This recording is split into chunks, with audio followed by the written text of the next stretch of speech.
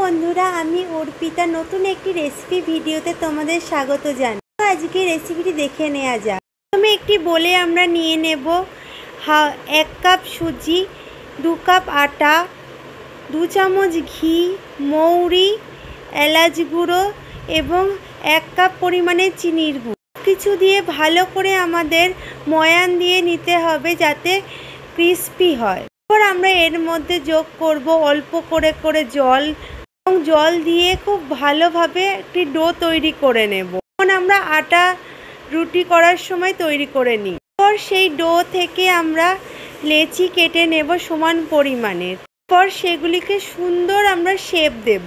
আমি কিছুটা ঠেকুয়া air fryer করব এবং কিছুটা তেলে ফ্রাই করার জন্য রেখে দেব। ফ্রায়ারে ফ্রাই করার জন্য আমরা বাটার পেপার দিয়ে ঠেকুয়াগুলি দিয়ে দেব এবং টাইমার সেট করব 10 থেকে 12 মিনিটের জন্য 160 ডিগ্রি টেম্পারেচারে। এরপর আমরা গ্যাসে কিভাবে ঠেকুয়া বানাই চলো দেখে নিই। প্রথমে একটি প্যানে সাদা তেল গরম করব। তেল ভালো করে গরম হয়ে গেলে আঁচ মিডিয়াম করে দেব। এরপর আগে থেকে করে রাখা ঠেকুয়াগুলি আমরা দিয়ে দেব। ঠেকুয়াগুলি দিয়ে মিডিয়াম ফ্লেমে উল্টে পাল্টে ভেজে নেব।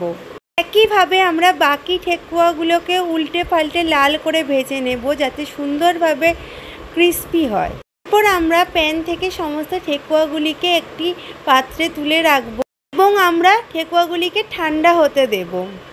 ঠান্ডা হয়ে গেলে আমরা ঠেকুয়াগুলিকে এয়ারটাইট কন্টেনারে রেখে দেব। এয়ারটাইট কন্টেনারে রাখলে বন্ধুরা তোমরা 10 থেকে 15 দিন কিংবা 1 মাসও খুব ভালোভাবে খেতে পারবে, কোনো অসুবিধা হবে না।